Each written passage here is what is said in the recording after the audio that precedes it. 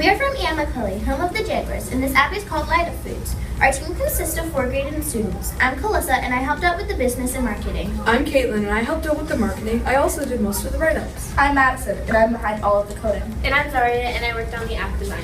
We are MZKK, and we take pride in what we eat. Nutrition guides are hard to read for little kids because even adults struggle with nutrition guides.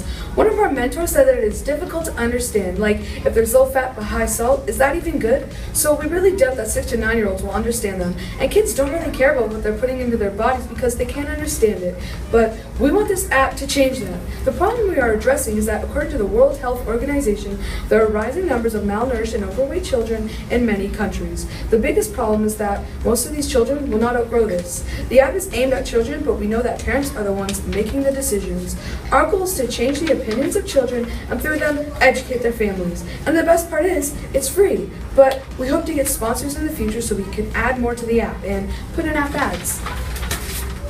This app will help educate kids on how to eat healthy, and it makes it easier for the kids between the ages of 6 to 9 to make healthy choices with the traffic light system, go, slow, and low. The reason why we added this is so kids can have a better understanding of what exactly is good, bad, and okay to eat.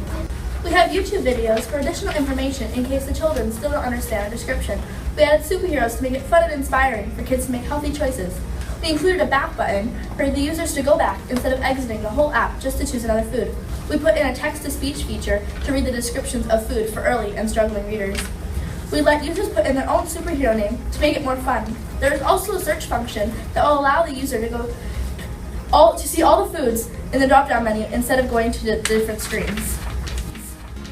Light Up Foods specifically stands out because unlike most other apps, which are nutrition apps aimed at adults focused on counting calories, this app is more focused on what is good for you and aims at making healthier choices more fun for kids. This app is unique because when we looked up other nutrition apps for kids, we couldn't find any like ours.